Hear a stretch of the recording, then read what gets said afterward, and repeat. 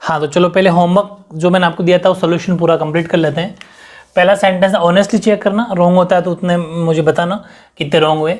I know Neha, मैं नेहा को जानता हूँ। तो इसका पेस यूज क्या बनेगा, यहाँ लिख देता हूँ पेस यूज, ठीक है। पेस यूज आपको बनाना है कि देखो हमेशा ये चेक करना है, नेहा ऑब्जेक्ट को सब्जेक्ट बनाओ तो नेहा। फिर दूसरी बात नो, ये वर्ब की फर्स्ट फॉर्म है, प्रेजेंट सिंपल टेंस है, convert into present continuous tense. Present continuous tense का मतलब इज एम आर में से आएगा। तो नेहा सिंगुलर है तो नेहा तो इज आएगा, क्योंकि नेहा तो सिंगुलर है। तो नेहा इज, और फिर वर्ब की थर्ड फॉर्म नोन, और नोन क्या बाई लेता है, क्या नहीं लेता, टू आएगा, नोन टू। और आई माई, आई का मी हो जाता है। फिर बता दूं, क्योंकि पैसिव वॉइस का फॉर्मूला क्या होता है, सब्जेक्ट को ऑब्जेक्ट बनाओ, सबसे पहले ऑब्जेक्ट, फिर वर्ब, यानी कि वर्ब कौन सी, सॉरी हेल्पिंग वर्ब, फिर वर्ब की थर्ड फॉर्म, फिर बाय हो तो बाय, वरना और कुछ हो तो और कुछ, फिर सब्जेक्ट। ये फॉर्मूला मैंने आपको बताया था। तो देख लो, नेहा इज, हेल्पिंग वर्ब की थर्ड फॉर्म नो का नॉन, और ये बाय नहीं लेता, इसकी जगह टू आया, और मी, ये मैंने आपको लिखवा रखा है, नॉन टू क्या आएगा, ठीक है, गुड। आई थिंक सबके ठीक हुआ होगा ये। तो अगला, you could have helped him. तो हिम मतलब ये ऑब्जेक्ट, देखो अच्छा मी क्यों आया वहाँ पर, क्योंकि मैंने कहा था हमेशा भले ही आई सब्जेक्ट हो लेकिन उसका वहाँ पर ऑब्जेक्टिव कैसा आता है, मी। अब ऐसे ही हिम है, हिम क्या है, ऑब्जेक्ट है, ऑब्जेक्ट का सब्जेक्ट बनाओ तो हिम का ही, क्योंकि आपको पता है ना, he him, she her, it you they them, वैसे ही हिम का ही। फिर मैंने कहा था आपको हेल्पिंग वर्ब आएगी, तो हेल्पिंग वर्ब है कुड हैव। तो कुड हैव का मतलब समझ में आया क्या आपको, मैंने आपको एक रूल लिखवाया था पहले वीडियो में, मॉडल प्लस हैव जब आए तो पैसिव वॉइस में modal plus have plus been आ जाता है, याद आ रहा है क्या, गुड आ रहा है। तो ही कुड हैव बीन, फिर हेल्पिंग वर्ब, सॉरी वो वर्ब हेल्प्ड, मतलब वर्ब की थर्ड फॉर्म, भाई सब्जेक्ट हेल्पिंग वर्ब, पूरा हेल्पिंग वर्ब आ गई, फिर वर्ब की थर्ड फॉर्म हेल्प्ड बाय आ गया, और यू, ठीक है ना। आई थिंक ये भी सबके सही हुआ होगा। फिर थर्ड है they have pulled down the house. तो द हाउस को पहले सब्जेक्ट को ऑब्जेक्ट को सब्जेक्ट बनाओ, तो द हाउस, हेल्पिंग वर्ब क्या होगी, हैव है तो हैव का तो हैव ही रहेगा, क्या हैव रहेगा, क्या नहीं रहेगा, हैज़ आएगा। क्यों, क्योंकि द हाउस सिंगुलर है, हैज़ रह जाता अगर यहाँ पर प्लूरल होता। तो मैंने आपको ये बात उस टाइम बताई थी कि हैज़ या हैव में से टेंस वही रहेगा भाई, हैव का मतलब प्रेजेंट परफेक्ट, यहाँ पर भी प्रेजेंट परफेक्ट रहेगा, बस बीन लग जाएगा। लेकिन सब्जेक्ट देखा जाता है ना भाई, सब कभी कभी तो, कि सब्जेक्ट अगर सिंगुलर है तो फिर हैज़ आएगा। जैसे यहाँ पर ही कुड हैव बीन था, कोई बात नहीं हो तो कुड प्लस हैव था, वो तो मॉडल का रूल है। द हाउस हैज़, फिर आगे लग जाएगा बीन। ध्यान रखना, वेरी इंपॉर्टेंट है, मोस्टली गलती क्या करोगे, हैव का हैव ही छोड़ दोगे। नोटिस करना है सब्जेक्ट क्या है, द हाउस, यानी घर तो एक ही है। तो द हाउस हैज़ बीन, फिर वर्ब यानी कि V3, पुल्ड का तो ऑलवेज पुल्ड थर्ड फॉर्म ही होती है, पुल डाउन एक साथ आएगा, पुल डाउन, और बस बाय देम। आप चाहो तो देम लिख सकते हो, बाय देम वैसे ऑप्शन होता, अनवांटेड सब्जेक्ट है, ये तो रफ कर देता हूँ। बाय देम चाहो तो लिख सकते हो, वैसे अनवांटेड है बहुत सारे, जैसे बाय देम मतलब दे, पीपल, पुलिस, ये अनवांटेड सब्जेक्ट होता है। तो लेकिन आपके लेवल पे ठीक है, पुल डाउन बाय देम हो जाएगा, ठीक है, ओके। और ना भी लिखते हो बाय देम तो भी चलता है, क्योंकि अनवांटेड होता है। फिर आर दे नोट चीटिंग अस, ठीक है। तो अस क्या है, ऑब्जेक्टिव केस, उसको बनाना सब्जेक्ट, तो अस का मतलब वी, जैसे हिम का ही हुआ था वैसे ही अस का वी। अब हेल्पिंग वर्ब आर है, क्या मैं यहाँ पर वी लिखूंगा, बिल्कुल नहीं लिखूंगा। क्यों, क्योंकि हेल्पिंग वर्ब से अगर सेंटेंस स्टार्ट होता हो तो उसको हेल्पिंग वर्ब से ही स्टार्ट करना है। मैंने कल ही सॉरी मॉर्निंग वाले वीडियो में बताया था, जो इंटरोगेटिव का फर्स्ट पार्ट था, हेल्पिंग वर्ब से स्टार्ट होने वाला हेल्पिंग वर्ब रहेगा।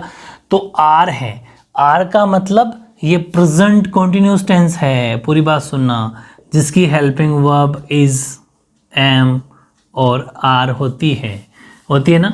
तो अगर ये हेल्पिंग वर्ब होती है तो इसको चेंज करते हैं, is am are, is am are में रहेगा, बस उसके आगे क्या लग जाएगा, बीइंग लग जाएगा। लिखवाया था ना फर्स्ट वीडियो में। इसका मतलब ये हुआ कि प्रेजेंट कॉन्टिन्यूस को जब इज एम आर में दे रखा हो तो इज एम आर में रखते हैं, लेकिन बीइंग लगा देते हैं। तो अब यहाँ पर मुझे बताओ आर का आर ही आएगा या फिर इज आएगा या और कुछ आएगा? आर का आर ही आएगा। बताओ क्यों आएगा? क्योंकि अस का मतलब होता है वी और वी का मतलब प्लूरल, इसका मतलब प्लूरल बहुवचन के साथ में तो आर ही आएगा।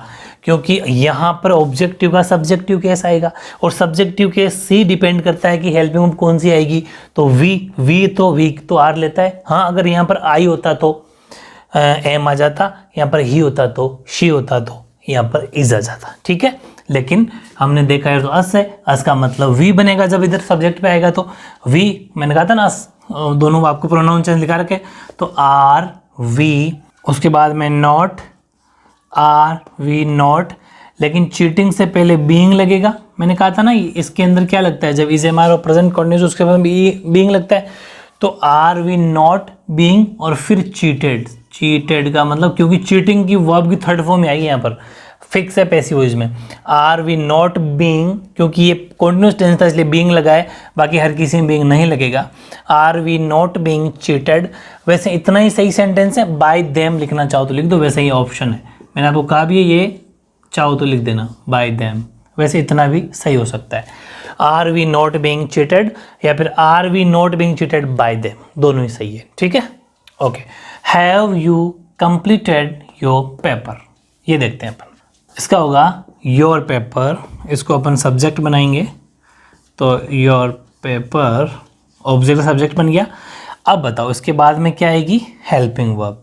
अच्छा, मैंने योर पेपर सही लिखा है क्या? नहीं, क्योंकि ये तो मैंने देखा ही नहीं है, उससे स्टार्ट हो रहा है, यानी कि जो हेल्पिंग वर्ब से स्टार्ट होता है वहाँ हेल्पिंग वर्ब भी आएगी, लेकिन योर पेपर तो आएगा ही आएगा। तो मेरी बात सुनना, अगर योर पेपर मैंने पहले क्यों लिखा, हालांकि आपको एग्जाम में लिखना नहीं, मन में सोचना है। यहाँ सोचा मैंने कि यार योर पेपर है, योर पेपर का मतलब तुम्हारा पेपर, और ध्यान रखना यहाँ पर योर पेपर अब सिंगुलर हो गया है। मैं कहूँ your pen, this is your pen, तो आप दिस इज योर पेन का मतलब ये आपका पेन है, मतलब मैं किसी एक जने को कह रहा हूँ, सब जनों को नहीं कह रहा। योर पेन सिंगुलर होता है, तुम्हारा पेपर, तुम्हारा पेन। तो योर पेपर सिंगुलर है, तो यहाँ पर हैव है, तो क्या हैव आएगा? हैज आएगा, हैज आएगा। ध्यान रखना टेंस नहीं बदलेगा हैज हैव में और इज एम आर में और वॉजवर में। इज एम आर वॉजवर और हैज हैव में टेंस नहीं बदलता, इज एम आर वॉजवर के आगे बीइंग लग जाता है, हैज हैव के आगे हैज हैव और हैड के आगे बीन लग जाता है। लेकिन अगर सब्जेक्ट सिंगुलर होता है तो हेल्पिंग वर्ब भी सिंगुलर आएगी, अगर सब्जेक्ट प्लूरल होता है तो हेल्पिंग वर्ब भी प्लूरल आएगी। ये बात मैं कितनी बार बोल चुका, आपको ध्यान देना, इतना जोर दे के कोई नहीं पढ़ाएगा। मुझे पता है कि बच्चों के स्टूडेंट्स से कहाँ प्रॉब्लम्स आती है, इसलिए ध्यान देना। हैज़ योर पेपर, इसके बाद में, हाँ, हैज़ योर पेपर, उसके बाद में बीन आएगा। ठीक है, टेंस पढ़ना मैंने लिखवा रखा है कि एक साथ हैज़ बीन एक साथ नहीं आता, तो हैज़ योर पेपर बीन, उसके बाद में object completed, complete sorry verb की third form completed by you और क्वेश्चन मार्क है, question mark. Has your paper been completed by you. ऐसे नेक्स्ट देखो, a car ran over a child, very important. यहाँ पर रेन ओवर का मतलब ऊपर से निकल जाना, दौड़ते हुए निकल जाना। तो रेन, मैंने आपको यहाँ पर भी वर्ब लिखाई थी, रन, रेन, रन, यानी कि यहाँ R U N, third form में है यू एन, लेकिन सेकंड फॉर्म में ए एन। इसका मतलब ये वर्ब की सेकंड फॉर्म है, और वर्ब की second form only and only past simple में आती है। इसका मतलब पास्ट सिंपल का मतलब डिड, तो पास्ट सिंपल को चेंज करेंगे वॉज वर्ब में, लिखवाया था ना पास्ट कंटिन्यूस में। तो देखो ए चाइल्ड, पूरी ध्यान से समझना, ए चाइल्ड यानी ऑब्जेक्ट को सब्जेक्ट बनाओ, बना दिया। ए चाइल्ड, और चाइल्ड एक ही है ना, तो वो जाएगा, वर आएगा, वो हो जाएगा। वॉज वर्ब क्यों आएगा? क्योंकि एक्टिव वॉइस पास्ट सिंपल में था, तो पैसिव वॉइस में पास्ट कंटिन्यूस में बदलेगा। ठीक है, ये जो इंटेलिजेंट स्टूडेंट जो पढ़ रहे हैं ना, उसके बातें समझ में आ रही है, और जिसने फर्स्ट वीडियो देखा नहीं, वो फिर फर्स्ट और सेकंड दोनों वीडियो नहीं देखा, तो फिर तो आंखें काटेंगे, और क्या करेंगे? आंखें काटेंगे, हम समझते हो, आंखें निकालते रहना बैठे बैठे, समझ में तो कुछ आएगा नहीं। ए चाइल्ड वॉज, इसके बाद में क्या लिखेंगे अपन? रन ओवर का run over, R U N, ध्यान रखना है। Child was run over, run third form है, फिर बता रहा हूँ वर्ब की third form. Child was run over, उसके बाद में वर्ब की थर्ड फॉर्म आ गई, देखो सब्जेक्ट हेल्पिंग वर्ब V3 फिर बाय ए कार, बाय ए कार, है ना, बहुत ज़्यादा इजी, गुड। फिर इज पाकिस्तान सपोर्टिंग टेररिज्म, ठीक है, क्या पाकिस्तान टेररिज्म को सपोर्ट करता है, तो इज से स्टार्ट हो रहा है, हेल्पिंग वर्ब से स्टार्ट हो रहा है, तो वापस हेल्पिंग वर्ब भी आएगा, तो क्या आएगा यहाँ पर इज एमआर में से क्या आएगा, क्योंकि यहाँ पर इज है तो इज का वापस टेंस तो कंटिन्यूस है भाई, इज का मतलब प्रेजेंट कंटिन्यूस, तो टेंस तो प्रेजेंट कंटिन्यूस रहेगा, लेकिन इज भी आ सकता है, एम भी आ सकता है, आर भी आ सकता है, डिपेंड करेगा सब्जेक्ट में। तो टेररिज्म आतंकवाद, और आतंकवाद सिंगुलर होता है, आतंकवाद को क्या माना जाता है, एक वर्ड, आतंकवाद एक ही वर्ड है, टेररिज्म सिंगुलर है, तो देखो इज का इजी आएगा क्योंकि टेररिज्म सिंगुलर है, इज टेररिज्म, पूरी बात को सुनना, और इज है तो बीइंग लग जाएगा, बताया था ना मैंने, इज एमआर के साथ बीइंग लगता है, तो इज टेररिज्म बीइंग सपोर्टिंग का सपोर्टेड हो जाएगा, सपोर्टेड, क्योंकि वर्ब की third form, is terrorism being supported by Pakistan, by Pakistan, और क्वेश्चन मार्क। आई थिंक जो इंटेलिजेंट स्टूडेंट है, इंटेलिजेंट का सेंस जिसने मेहनत करी है, जिसने मेरी बातें मानी है, उसको आज का ये होमवर्क पूरे 7 में से 7 सही होंगे, कुछ झूठ बोल जाएंगे वो बात अलग है, और जो पढ़े ही नहीं वो सिर्फ होमवर्क कर लो, कॉपियाँ भर लो, नोटबुक पढ़ लो, वो आपकी इच्छा है, ठीक है। तो आई थिंक जिसने स्टडी करी है उसके सातों के सातों सेंटेंस सही हुए होंगे। अब चलो होमवर्क कंप्लीट हो गया, अब अपन नेक्स्ट टाइप की तरफ बढ़ते हैं, एक्टिव वॉइस के सेकंड टाइप की तरफ, ओके।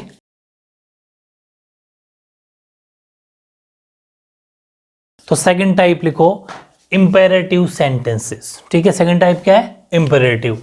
इंपेरेटिव में भी फर्स्ट है ऑर्डर वाले, इसकी 6-7 टाइप लिखाऊंगा आपको, बस उसके बाद कुछ भी नहीं जाएगा। तो ऑर्डर वाले सेंटेंस या फिर ऑर्डर वाले वाक्य, ठीक है, ऑर्डर वाले वाक्य लिखो। ऑर्डर वाले वाक्य अगर एक्टिव वॉइस हो तो उसका पैसिव वॉइस बनाने के लिए फॉर्मूला ध्यान रखना, ये जो फॉर्मूले है ना इन पर बहुत ज़्यादा जोर देना आपको, फॉर्मूले अच्छे से लिखना।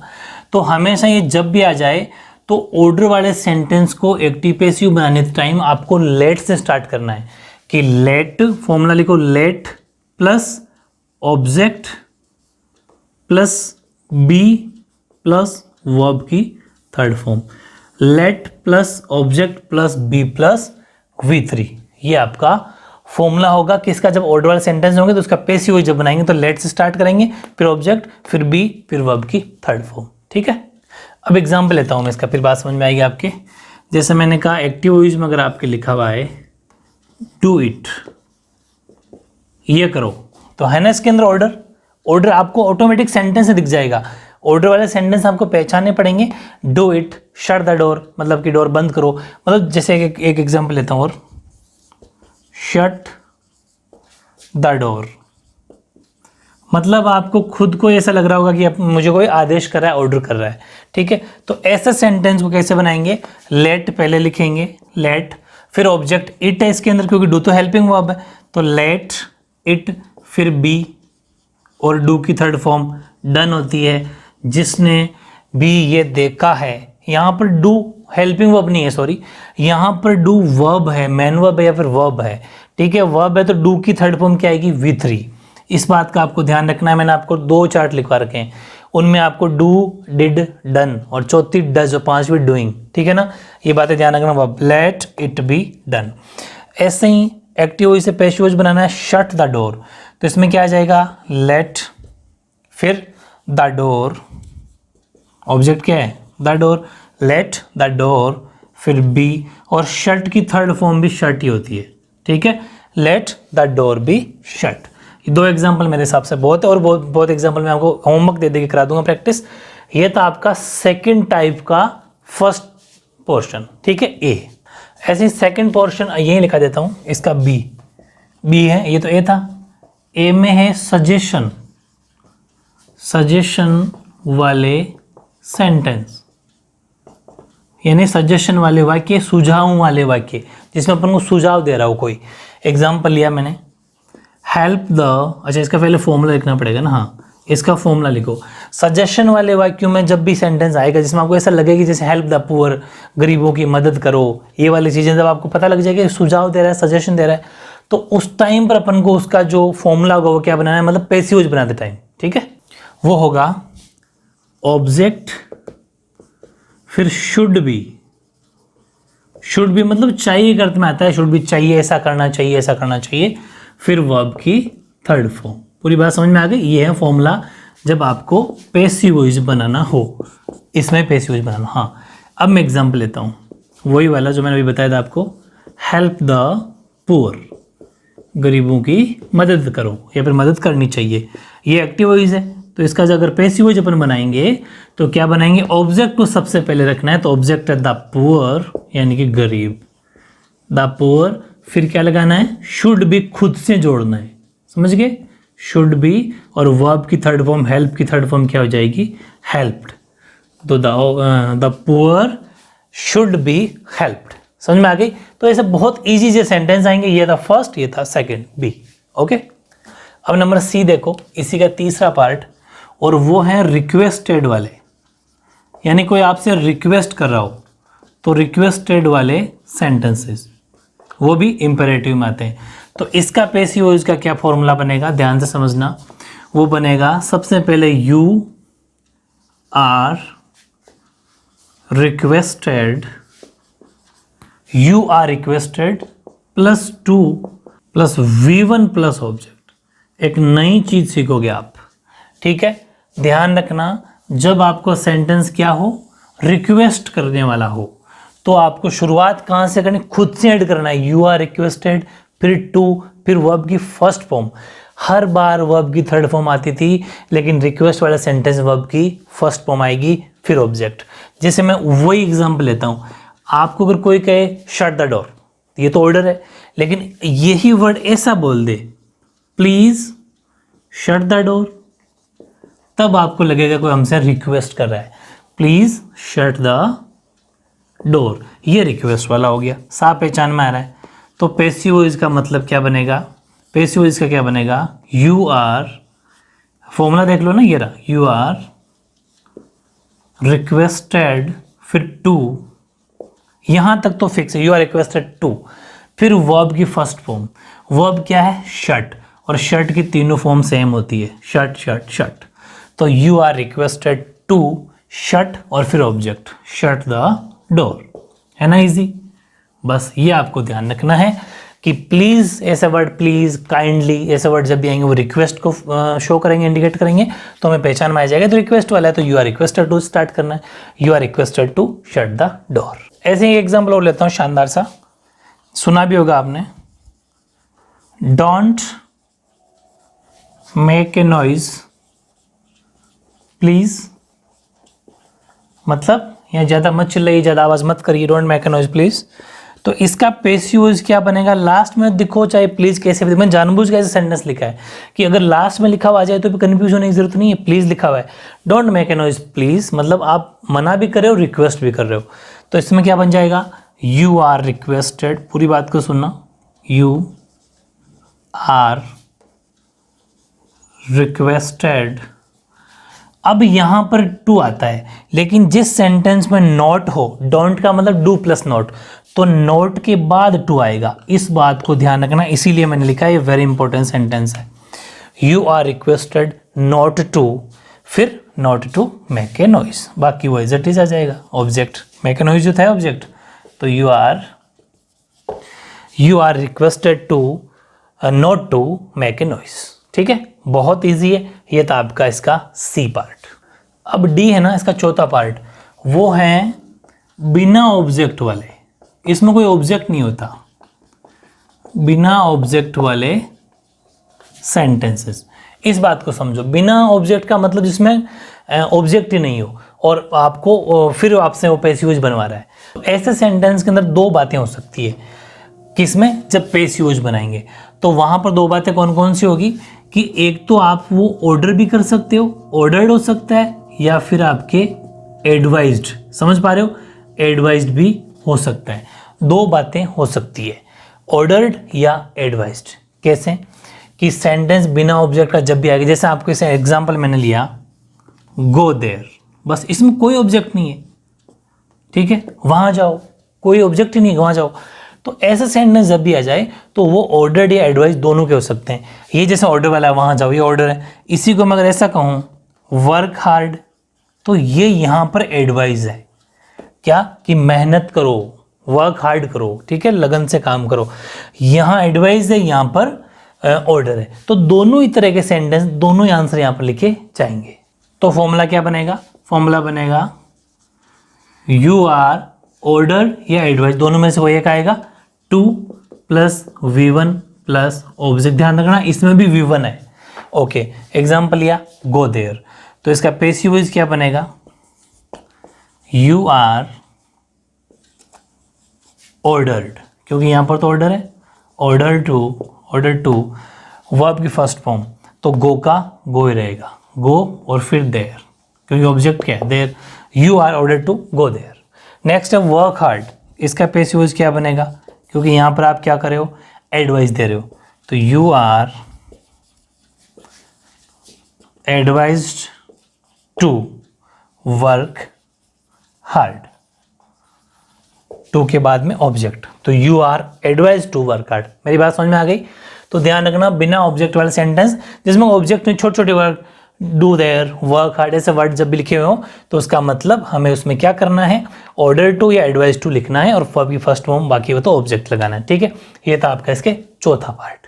ऐसे इसका पांचवा ई देखो सेकंड का, वो है लेट से स्टार्ट होने वाले सेंटेंस। ठीक है, लेट से स्टार्ट होने वाले वाक्य या फिर सेंटेंस। ठीक है, तो लेट से स्टार्ट होने वाले का फॉर्मूला क्या बनेगा? सबसे मेन तो फॉर्मूला ये पैसिव वॉइस जब बनाएंगे अपन।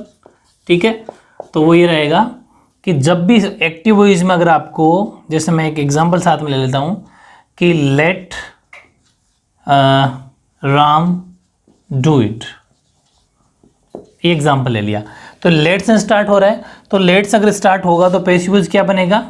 पैसिव वॉइस बनाते टाइम आपको क्या करना है कि लेट तो लेट ही रखना है, लेट के बाद में ऑब्जेक्ट, पूरी बात सुनना, फिर बी, फिर वर्ब की थर्ड फॉर्म और फिर सब्जेक्ट। ये फॉर्मूला होगा। मतलब एक नई चीज़ क्या मिली कि जब लेट से स्टार्ट वाला सेंटेंस होते हो तो उसमें बी लग जाता है, बाकी तो और उससे पहले ऑब्जेक्ट आएगा। ठीक है, जैसे एग्जाम्पल है लेट राम डू इट, तो इसके अंदर लेट तो लेट ही रहेगा, लेट, फिर उसके बाद में ऑब्जेक्ट। ऑब्जेक्ट क्या है इसके अंदर? इट, तो लेट इट। अब देखो इट यहाँ पर सब्जेक्ट की जगह आया, इट ही रहता है क्योंकि ऑब्जेक्टिव और सब्जेक्टिव केस इट का, इट, इट्स इट, इट और इट दोनों सेम होते हैं। तो लेट इट, उसके बाद में बी, फिर वर्ब की थर्ड फॉर्म तो डू, वर्ब है तो डू की थर्ड फॉर्म मैंने आपको लिखवा रखी 2 वीडियो, डन। ठीक है, डन, डू की डन होती है, उसके बाद में लग जाएगा थर्ड के बाद में, अच्छा मैंने बाय नहीं लिखा, सॉरी, बाय और subject, by plus subject, by तो आना ही आना है, डन बाय और फिर राम, राम या रवि, जो भी किसी का नाम हो यहाँ पर वो आ जाएगा। यू होता तो यू आ जाता, ही होता तो हिम आता। हाँ, अगर यहाँ पर ही होता तो फिर हिम आता, बिकॉज ऑब्जेक्टिव केस आएगा। ध्यान रखना है, बाय जरूर लगाना आपको। ठीक है, ऐसे ही ये तो इसका एक्टिव पैसिव। एक एग्जाम्पल और लेते हैं अपन, वो लेते हैं suppose let me answer this question. ठीक है, let me answer this question, तो इसका पैसिव वॉइस बनेगा वापस वही लेट का लेट, उसके बाद में ऑब्जेक्ट, ऑब्जेक्ट है दिस क्वेश्चन, तो ठीक है लेट दिस क्वेश्चन, फिर बी, फिर वर्ब की थर्ड फॉर्म, आंसर की थर्ड फॉर्म क्या होती है? आंसर्ड। ठीक है, आंसर्ड, फिर बाय और मी ऑब्जेक्टिव केस है, तो मी का ऑब्जेक्टिव केस, मी का तो मी रहेगा। अगर यहाँ पर हाँ अगर आई होता तब मी होता, लेकिन ऑलरेडी मी है तो मी रहता है, क्योंकि आई का ऑब्जेक्टिव केस मी होता है। ठीक है, तो बहुत है तो एग्जाम्पल, ये था इसका ई पार्ट। अब एक लास्ट पार्ट और लिखा देता हूँ आपको, फिर ये इंपैरेटिव सेंटेंस जो अपन लिखे थे वो उसके सारे टाइप कंप्लीट हो जाएंगे। एक टाइप और इसका लास्ट एफ, वो है 1 से स्टार्ट होने वाले सेंटेंसेस। ठीक है, या फिर हिंदी वाले 1 से स्टार्ट होने वाले वाक्य। वेरी इंपॉर्टेंट है, बहुत ज़्यादा सेलेक्ट करें अपन ने। इसके बाद में 1 या 2 टाइप और पढ़ेंगे, उसके बाद में एक्टिव पैसिव से रिलेटेड कभी भी चाहे आप कोई सा भी कॉम्पिटिटिव एग्जाम दे देना, आपके बाहर नहीं जाएगा, ठीक है। इसलिए इनके रूल्स की अच्छे से प्रैक्टिस करना। 1 से स्टार्ट होने वाले सेंटेंसेस का फॉर्मूला होगा पैसिव वॉइस के लिए, object plus should plus be plus verb की थर्ड फॉर्म, ठीक है। Object plus should plus be plus verb की थर्ड फॉर्म, ये आपका इसका पैसिव वॉइस बनाने का फॉर्मूला रहेगा। वेरी इंपॉर्टेंट है, अच्छे से इसको लिखना है। अब मैं ले लेता हूँ कुछ एग्जाम्पल, ठीक है। तो 2 एग्जाम्पल मैंने आपके लिए लिखे हैं। 1 should keep one's promises, 1 should not break one's promises. Very important 2 example है, ये ऐसे ही लिखे हुए आते हैं। 1 और वंस आपको सेंटेंस में दिखेंगे, ध्यान रखना है ना। तो ऐसा सेंटेंस, हालांकि अच्छे लेवल की बात है, ये आपके भी आ सकता है। तो इसको कैसे बनाना है कि सबसे पहले ऑब्जेक्ट लिखना है, मतलब 1 और वंस हट जाएंगे, पूरी बात सुनना। 1 हट जाएगा, ऑब्जेक्ट पहले आएगा। ऑब्जेक्ट है प्रोमिसेस, ठीक है, वादे, तो प्रोमिसेस पहले आएगा, प्रोमिसेस। फिर शुड अपन को लगाना है, फिर बी लगाना है। अगर बीच में नोट होता तो नोट आता, फिर भी आता। मेरी बात समझ में आ गई, क्योंकि वो पूरा फिर वो तो आपसे कॉमन सेंस बात जानते हो, क्योंकि टेंस में ये बातें मैंने आपको बता दी। तो प्रोमिसेस, शुड बी, फिर भी आ गया, फिर वर्ब की थर्ड फॉर्म, वर्ब है कीप, तो कीप की थर्ड फॉर्म होती है केप्ट। मैंने आपको दोनों वर्ब वाले वीडियो में बता रखा है।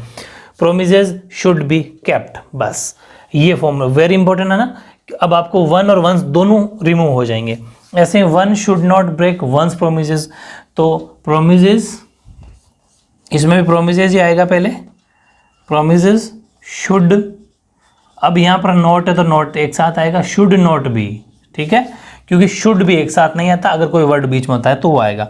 प्रोमिसेस शुड नॉट बी, फिर वर्ब की थर्ड फॉर्म, यानी कि ब्रेक की ब्रोकन, ठीक है। तो वेरी इजी है ये। अपना इम्पेरेटिव आज कंप्लीट हो गया। इम्पेरेटिव के जितने भी मैंने टाइप थे आपको करवा दिए हैं। अब मैं इस इम्पेरेटिव के आपको होमवर्क देता हूँ जो आपको करना है, और नेक्स्ट वीडियो में उसका सोल्यूशन मिल जाएगा, ठीक है।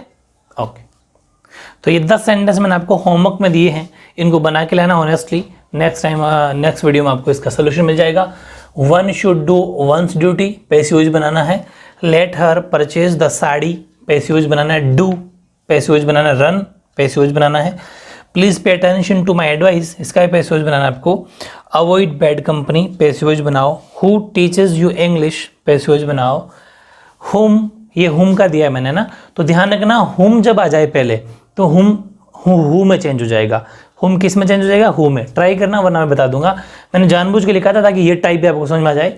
हुम does she look for, finish the work in time. ध्यान रखना ये finish the work in time कौन कहता है, जैसे ये अलग अलग डिपेंड करता है। टीचर अगर कह रहा है तो finish the work in time मतलब ऑर्डर है। Have you gone through the book, have you gone through the book. ये 10 सेंटेंस बना के लाना। नेक्स्ट वीडियो में आपको इसका सोल्यूशन मिल जाएगा। ऑनेस्टली मेहनत करो, बहुत अच्छे मार्क्स आएंगे, ठीक है। ओके।